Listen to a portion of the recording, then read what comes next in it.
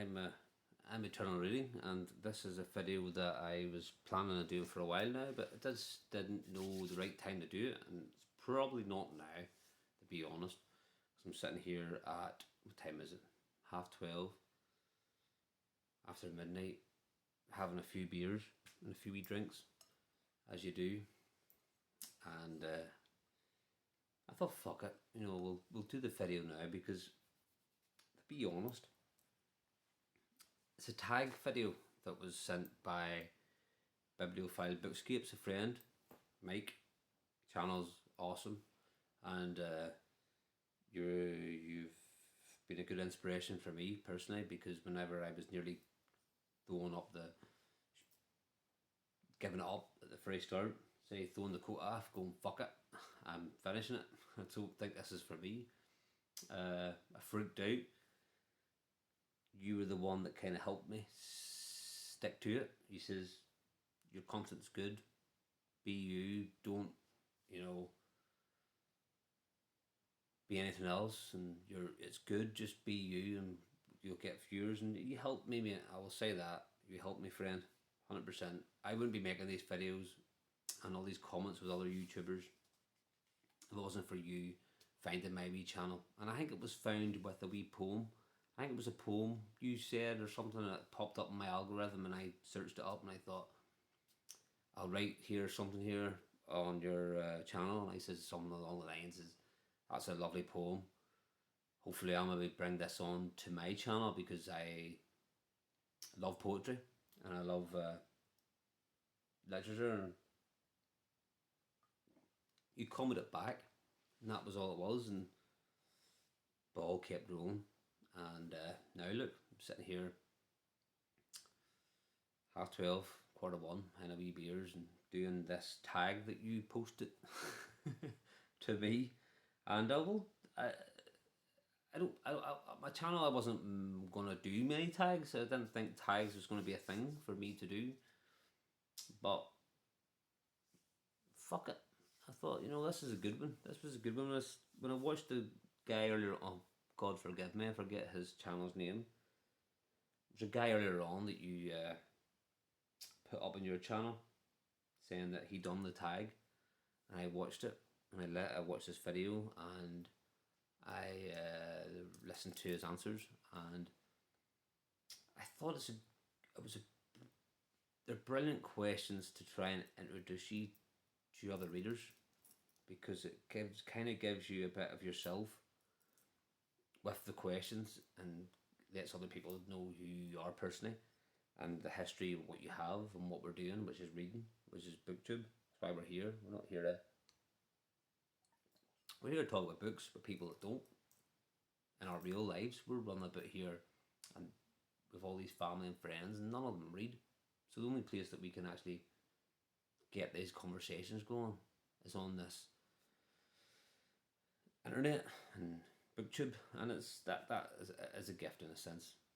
I've enjoyed these past few weeks just having these discussions, and I had a really good time tonight there with a stream with the guys that done the Weird Frequency book. Wizard Jim, I was on his stream, and this is going to be a long fucking video, I think. So if there's anybody who wants to just pull out now, like, I'm just saying, you can. I want to say I appreciate you all. Thank you very much. I think I've hit 50 now of people watching me, and thank you very much. All the best. I hope to fucking keep it going for years and years and years and years and get better at it. I need to get better. I'm learning. I'm new. I'm like a fucking virgin to this, so I'm really, really learning it. It's all new. I'm not even a sort of guy that would be social media, so to me to be doing this is a big deal. But we'll get on. This is going to be a long video, so if you're interested in getting to know a wee bit more about me, Eternal Reading, Austin is my name. Stick around, because I think these questions are very good for getting to know you. So if anybody else wants to do these tag, I don't know what's called, why do I read tag? If there's anybody that's watching this, you're all tagged. Don't need to fucking worry about it. I wouldn't be. I don't know how it works. Like, I don't know. Do you send it to people and all? To me, it's all new. But we're going to jump in because I'm 5 minutes in here, I'm rambling, as I do. So if you like person people that talk shite for fucking a long time, you're in the right channel, by the way. But here we go. And now I'm trying to find. I've written them all down here, so that Mike. So I'll go through them slowly but surely. Stick with me. As I say, we're a wee bit drunk here. Not too bad. A couple of whiskies and a couple of beers. Might have a wee smoke here shortly, but sure. If you bear with me. And I don't know what way I'm doing these cameras yet, because I'm wild for looking at me. And I don't know if I like that. I should be looking here at yous. But I'm not used to that yet. I'm always looking at me because I'm fucking so self-conscious. And I can't help it. And see these guys that's been booktubing for a long time. Give me hints, because it's hard. I should be looking here, but it's trying to get used to that. Just bear with me. It's a long. I'm a learning curve here. This is, as I said, warnings, long video. Bear with me with a few drinks now, maybe a wee smoke or two. So here we go. The book tag. This is my very first one. And as I say, I call myself Eternal Reading because I want to be putting my thoughts and opinions on the internet eternally. That was the whole reason of it. Eternal. I will not stop. I nearly did. But Mike kept me going. And for that, I'll be forever grateful. But the first question that he gave me was, when did reading become important to you? Was it earlier or later in life? And for me, earlier, I think, because whenever I live in Northern Ireland, by the way, and when I went to school here, I struggled in primary school. That's what we call it. Our primary school is your first school, and I struggled, and I couldn't read. I really struggled to read. I just couldn't get into it, and they were making it hard for me. The teachers were pushing me. They were forcing me to read this, read that, and it was becoming a. Sorry, just grab my beer here. They're making it a nightmare. Read this, Austin. This is what you need to do. Read that story, and say this, and it was wrong. If you got it wrong, it was wrong. And to me, reading was a nightmare. From my really young age, from as soon as you could start to read all the way up to teenager, I hated reading. I hated books. I hated the whole fucking thought of it, because it was like, this is a job. This is something that they're forcing me to do, and I don't care about these stories. And that's the truth. And then, I think I was 14, and I seen a novel setting. It was called, I know it's quite popular now, but it wasn't when I read it first. Stephen Erickson's The Gardens of the Moon. And I seen this picture of this guy holding a sword up, and the light shining on it, this big desert, and a castle in the background. And I think I was 14. I think it was 14. It was 1999 it came out, and it was one of the first publishings, and it wasn't even famous back then. But this picture intrigued me.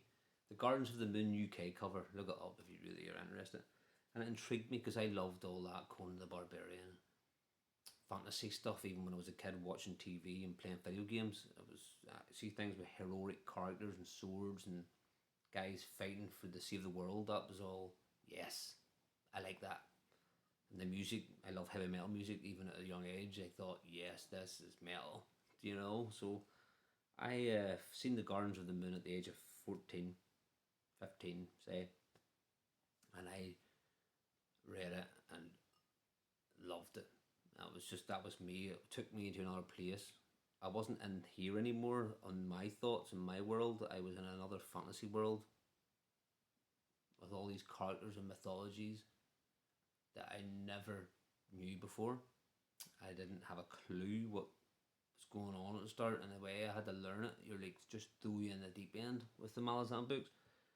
And at that young age, I persevered and I went through it, and I fucking learned everything. And I remember thinking to myself, even at that young age, why do they not give you these books in school? If they would have handed me that when I was in fucking school, I would have loved it and that would have been it. I'd been reading every day. But they didn't. They were giving me things that were classics, which I love now and appreciate now, but back then, no, I didn't. You should always pick, they should make kids pick what they want to read and let them read the books that they want and then write about the books that they are reading, not these books that are given to you. I've always been saying that for years, but that's a different story. So we're still on question one here. Fucking, we're 10 minutes in. This is going to be a long video. But yeah, Malice and Book of the Empire, or Malice and Book of the Fallen by Stephen Erickson started me when I was 14.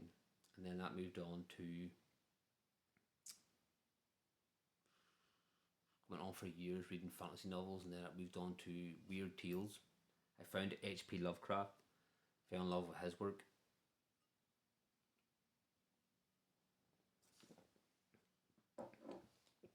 It was a fantasy. Pardon me. It was a fantasy in our world then. It wasn't in a new place. But what really really got me into H.P. Lovecraft was not so much the plots.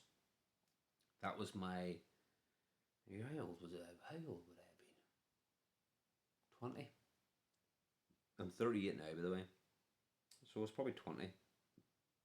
And then I read H.P. Lovecraft and I was like, you can do this with words. What are these words? These words are, there's something. This is deeper, darker, stranger, weirder. It got really deeper for me for H.P. Lovecraft. H.P. Lovecraft is, he means a lot to me. He opened my eyes to another whole world of literature. It wasn't just fantasy based anymore. It was the darkness and the fantasy was here on Earth, and the cosmic world and this universe and how these gods can, and it just went, opened up my eyes to this fantastic realm of mythology. And H.P. Lovecraft really 100% opened my eyes to that, and I love him for it. It's one of my most treasured books is the whole big collection of H.P. Lovecraft. I think it was Andrea was asking me, what's your favourite books? I would love to know your favourite books, and that's definitely one of them. That anthology, that whole anthology of H.P. Lovecraft is a book that I would, if I had to go to a desert island and have one book with me, it's probably H.P. Lovecraft's complete work. He is a legend, and he helped me get through that time in my life when I needed somewhere else, and that's when reading. I read all these fantasy novels, which was escape. But whenever I found Lovecraft, it was like words, not just escapism. Words. It's that's how I know I'm maybe dragging on here, but that's what it was. It was deeper than just escapism. It was poetic. It was words put on page that made you think. And there was words put on page that I didn't even know what the fuck I was reading. I was going, what the fuck's this word mean? Because I was only 20. What? It's Gibbous Moon? What the fuck's a Gibbous Moon? You know what I mean? So you learned it, and it got me more into that sort of way. But yeah. And then I went on and on. I'm still on the first question here, fuck. And then I went on and on and on. And started reading more SF, started reading more, I had to push this on here, we'll be here all night. Started reading more literary novels, classics, all comes on Moby Dicks and all the whole fucking lot, because my interest was, I didn't just want to be stuck in fantasy anymore, I wanted to have everything. And that's me as a reader. I read everything. So I do. So yeah, that's that question. Question number 2. 15 minutes. Fuck. What does reading give you that nothing else does? These are good questions. What does reading give me that nothing else does? Peace. Empathy. thoughts in my own head that maybe I wouldn't have thought of originally. These are other writers' thoughts.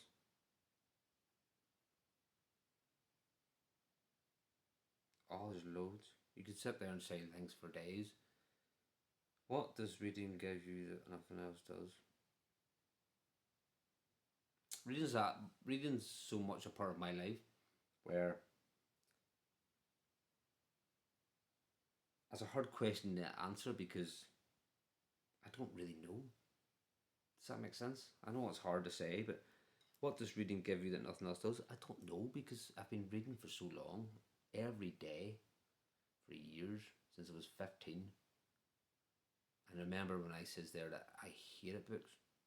So when I got to the age of 15 or 14, when I actually opened my mind, I'm 38 now, I read, and I do read every day. And I have for years. It's every day. It's just the way I am. That's another reason why I should be called eternal reading, because I have not stopped reading since the day and hour I picked up the Malison Book of the Fallen back when I was a kid. So it's a hard question that because it's just normal. What does reading give you that nothing else does? I don't know.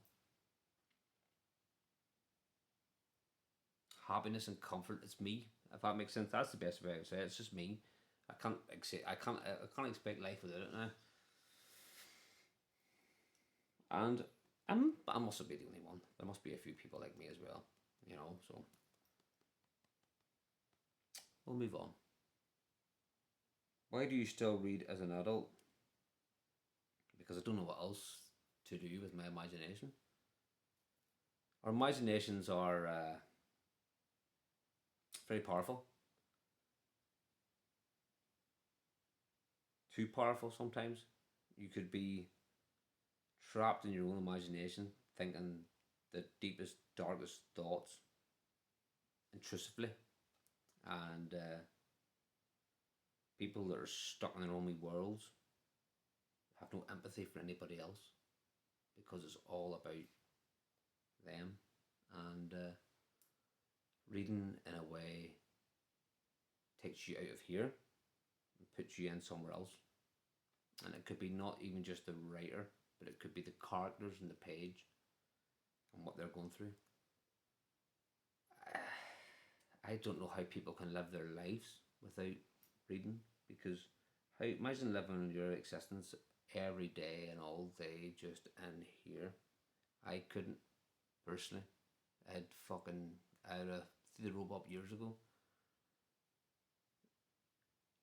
I'm not just here. I'm loads of places. I'm in all these worlds because of books. And I'm in all these worlds because of writers and what their thoughts are. And that's the thing. Reading makes you think about other people's thoughts. We've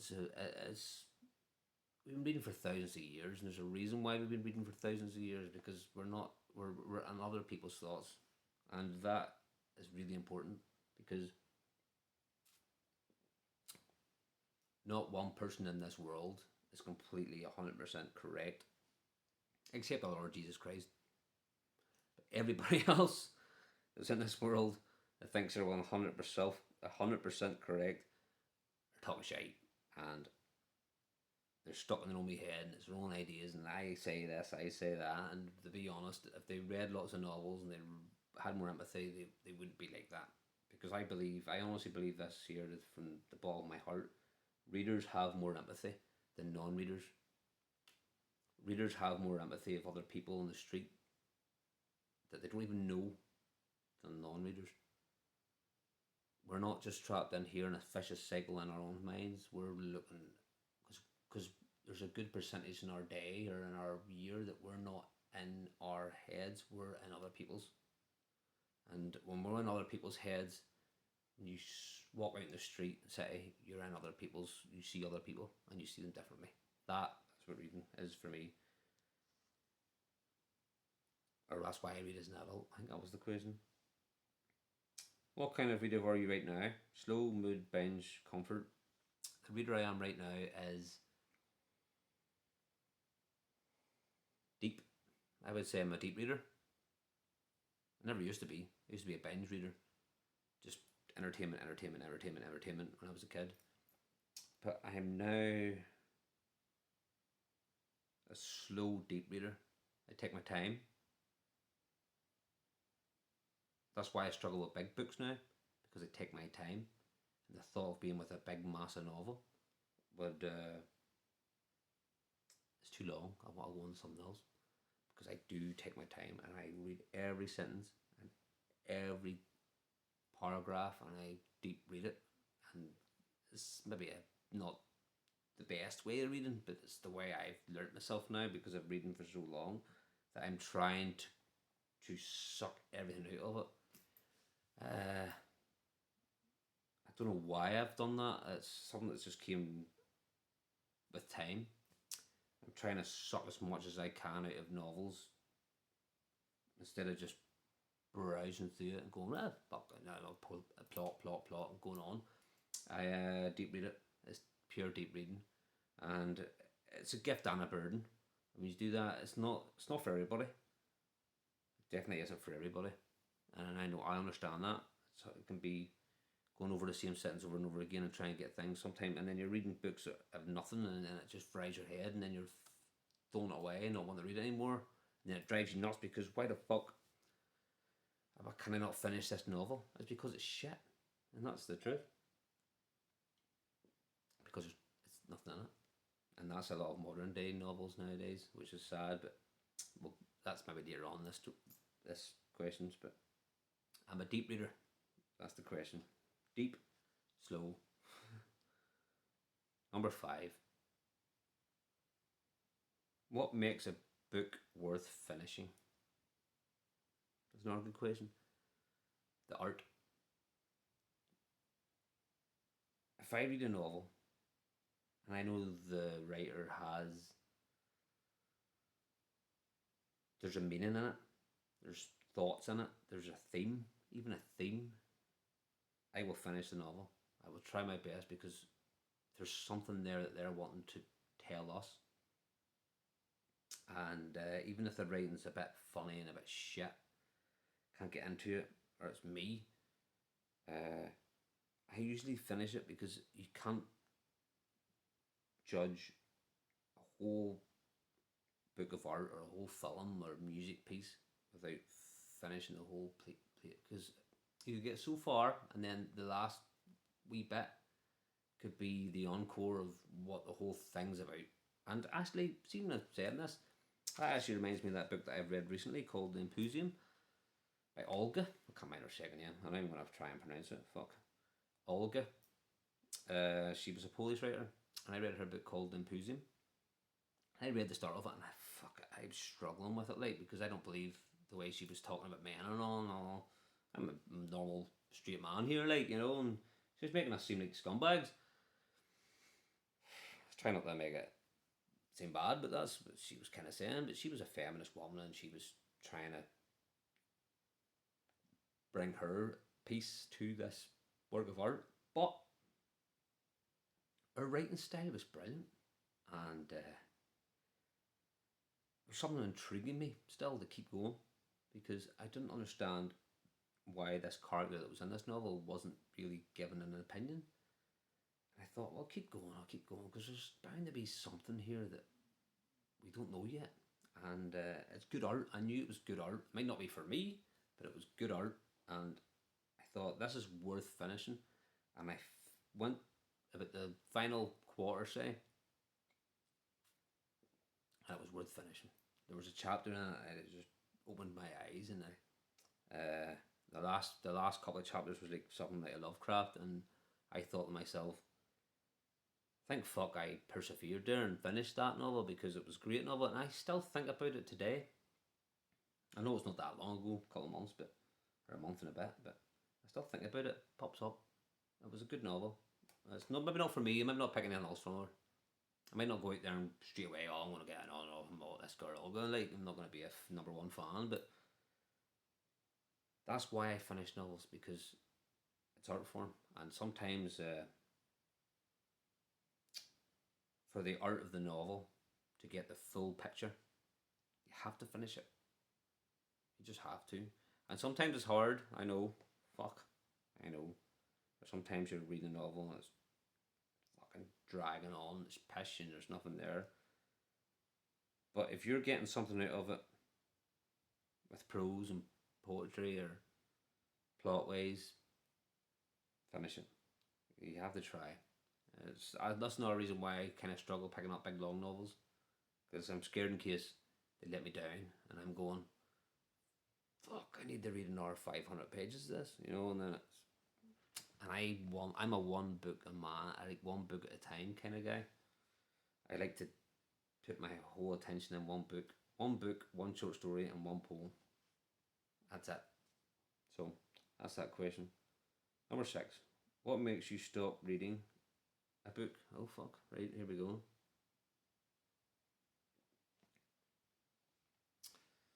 What stops me reading a book is probably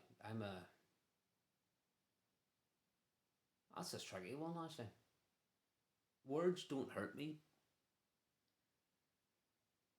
I don't like reading things that's trying to be shock value. Like it's trying to shock me for the sake of shocking me. That's waste of time. If there's nothing there, literary, if it's not trying to give you a meaning in the novel. Like I've read some dark shit, and I have that's a video on its own. Tell me that what dark fucking mad shit have you read? And I tell you, there's been a few ones but whenever it gets to the stage where it's just being dark for the sake of being dark, or being violent for the sake of being violent, and then there's nothing else there, it's boring. It's just fucking up your imagination, and it's no good. You're better off just going, nah, waste of time. And I would stop them. Another thing I would stop is, this is me as a Christian, born again Christian, praise the Lord. But I wouldn't read anything that's putting down Christ. As when I get to them stories now, if it's in part of the context of the story, say as a character, I understand that's fine. But if it's the writer that's like purposely trying to put down Christ, I can't read it. I kind of go, nah, you're wrong, mate. Sorry. I'll move on. And one of my favourite writers of all time, if anybody that's followed this channel for even a wee short while, is Michael Moorcock. I love Michael Moorcock's fantasy novels. They're very fun, very short, very there's a lot of themes in them. But I will not read his story called Behold the Man. And I love Michael Moorcock. No, it sounds wrong. That sounds wrong. Like, I love Moorcock. But I love Michael Moorcock novels, but I will never read Become the Man. I just don't think I can. That's it. That's nothing against him, he's his own ways and his own thoughts, that's fine. But I don't think I would enjoy it. I think I would read it and just be pissed off the whole time. So, that would be that question. That would be my reason for stopping. Number 7. Why do you choose books over other entertainment? I don't, really. The only entertainment I've actually really had in my life is books, music, and video games. And that's it. I've been reading since I was 15. I've been playing the guitar every day since I was 15 or 14. And listening to music every day. And gaming every day I've been gaming since I was 3, since the very first ordinary Nintendo came out. We're going back a while. So my 3 entertainment things is books, guitar, music and gaming. And I don't have any time for anything else. I don't watch TV. I actually feel privileged. The main thing I watch on this phone is BookTube. I actually watch BookTube quite a bit. And I've been watching it more actually in the past couple of months because I started this channel and I've been watching BookTube for years and not really commenting. The odd time maybe said the odd thing, but not really being there, if you know what I mean. just watching. I was a lurker, as they say. And then a couple months ago, I was on work. I actually have a wee short.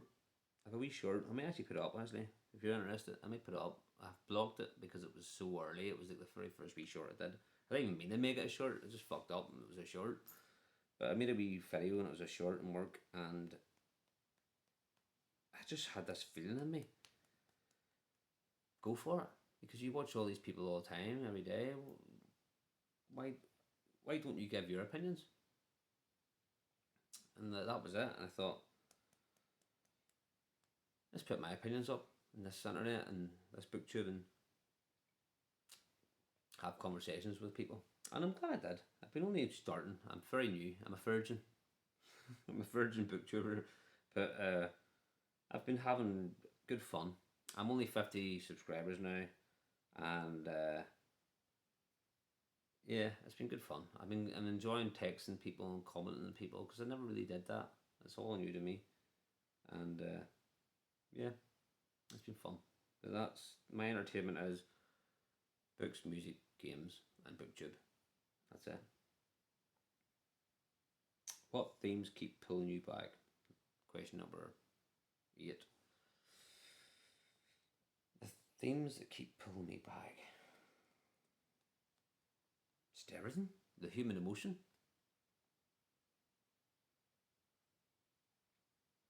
We are who we are.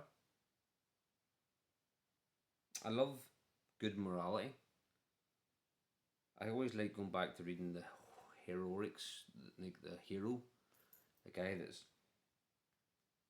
got nothing, the guy that's what's the word? The guy that's like kind of beat down and has to fight back and rise up and just one against a lot of people, and he's a heroic. I love the heroic character. I don't know why that is, but I've always loved like.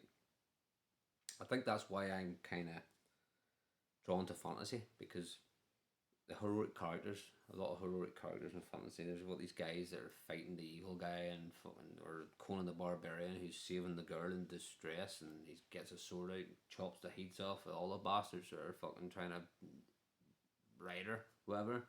But he's a good guy, and I like the good guys. I like the heroic good guys, and they keep me coming back. But then I also like just human nature. I like. There's a lot of beauty in the world. If that makes sense. I don't want to be going deep here. Sorry, I don't mean to do this. But there's a lot of beauty in the world, and even the bad guys can show a bit of compassion and beauty. When you read a novel where it's a bad fucker, and even they show a bit of compassion and beauty, and it shows you that at the end of the day we're all human. It's the human condition. I know it's cliche, that answer, the human condition, but the human condition keeps me coming back. It's trying to find something that we don't know that we have because we're all in the same boat. You can never be happy and fully happy with what your life is because that's just the way we are. And we have to dive in and look at other people's. And this is the human condition.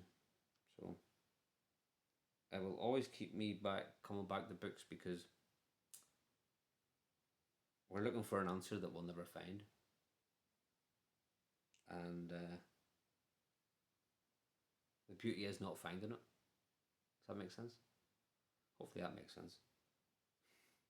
That makes sense to me. Now I'm going to pause this because I want to pack a pipe because I need to smoke. So hopefully this works. If I pause this, boom. I think that is me back. Sorry for pausing it there, but duty calls. It's a long video this, so yeah, puff. Sorry. I like to smoke my pipes and cigars, and there's not many of us pipe smokers out anymore, but helps me get by. So bear with me. I might get quite a bit of this in this channel, but I don't mean to. I'm just being me. I'm trying to be me as best I can.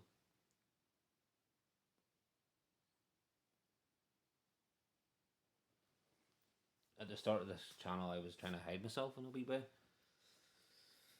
becoming more just look at the books, and that's fine. That's the way it was going to be, but I have to kind of.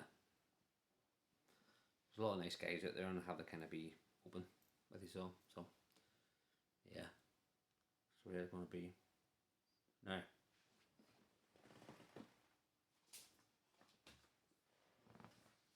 bear with me.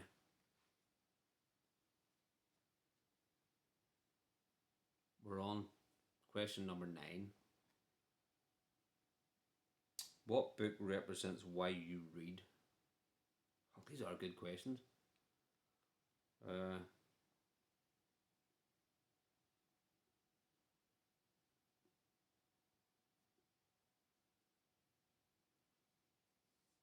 Lord of the Rings.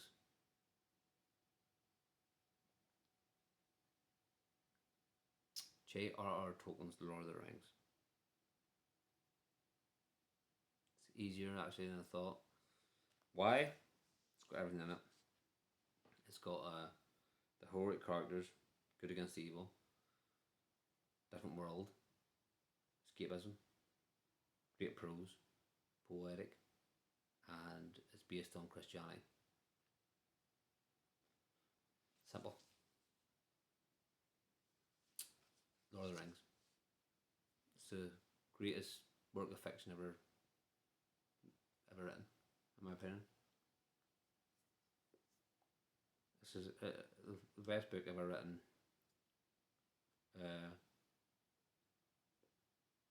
Definitely.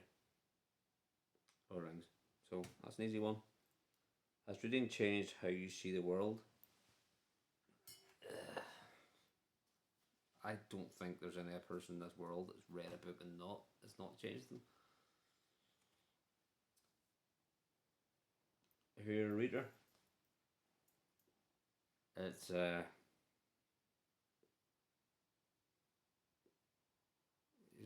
to change the world because you're not looking in your own place anymore. You're looking at others. You're in a different place. You're going to be, say you're reading a book about Africa or a wee kid in Africa. Well, you wouldn't really knew how that kid lived in Africa, and then you read a novel, you see how it is, you see how they live, and it opens your eyes to it. I just can't. That's a mad question. That to me, that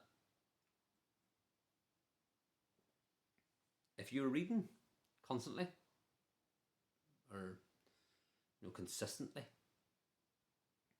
and it hasn't changed how you see the world, you're not reading the right stuff. And that's the best way of putting it. If you're reading books and it hasn't made you think differently about where you're living and it opens your eyes to the world, you're not reading the right stuff. Like, you're fucking wasting your time. That's the way I look at that.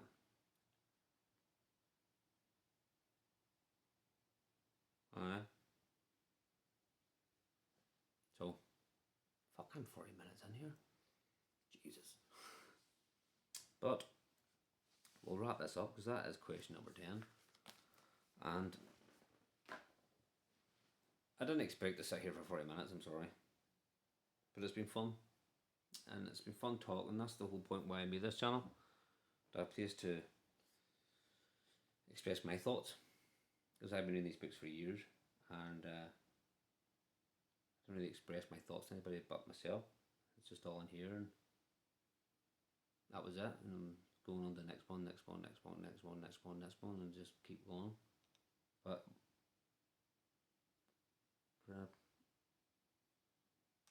being on this, it's kind of, what's the word, therapeutic. It makes you, I can actually sit here and talk for 40 minutes about novels. It's great. I know I'm sitting here by myself and fucking nobody about me. My wife's probably upstairs in her bed thinking, who the fuck's he talking to? She'll fucking be filing for a divorce thinking I'm talking to some girl on the phone, but really, I'm talking to fellow weirdos and readers in the world, and that's great. It's been a pleasure. It's been a pleasure these past couple of weeks doing this, and I've come a long way for me personally to be able to sit here. I know maybe it's took a few beers. I'm trying to look for a lighter here, but I can't see any. I know it's maybe took me a few beers to actually sit here and talk and do this tag, as they call it. And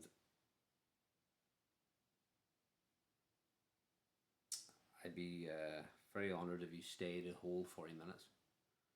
That would be, it's like inviting somebody, it's like inviting people, friends, into your house to sit with you and to have a discussion. And that's the best way of looking at it. I'm inviting every one of you to sit here with me and have a discussion about books, about myself. And it's nice. You don't have to stay. You can leave whenever you want. That's the whole point. You can just fuck that time out. Or you can stay and you can subscribe and stick around for forever, because I'm planning to do it forever. Eternal reading. And yeah, don't be shy. If you do get this far and you're an observer or a lurker, don't be shy to talk to me. I promise I will answer every single one of these as best of my ability. From now and forever. So, it's been fun, Mike. That has been a good, and maybe a deep talk. I'm here because I'm a few beers in, like, but it was, it's a good tag. It's a good discussion, and I'll do tags like that. See if there's any tags where it's deep and I have to think about it, and it's good discussions and it gets a bit of me. I'll do them. But I wouldn't do all the tags that are like fucking, everybody tag this, tag that, fucking everybody getting tagged. It's like fucking back in school. I wouldn't do that, but deep discussions. Be prepared for a long video. That's the way it would be for this channel. Be prepared for a long video with a few drinks. Me waffling. You probably not even stick long, but that's, I think, the way it's going to go in this channel. So yeah, all the best for everybody that stuck by, and have a nice weekend, everybody. Eternal reading. I'm going to go here and drink a few more beers, but you're not going to see that. Hopefully I don't pass it. Bye bye. Oh shit, fuck, can't even stall it.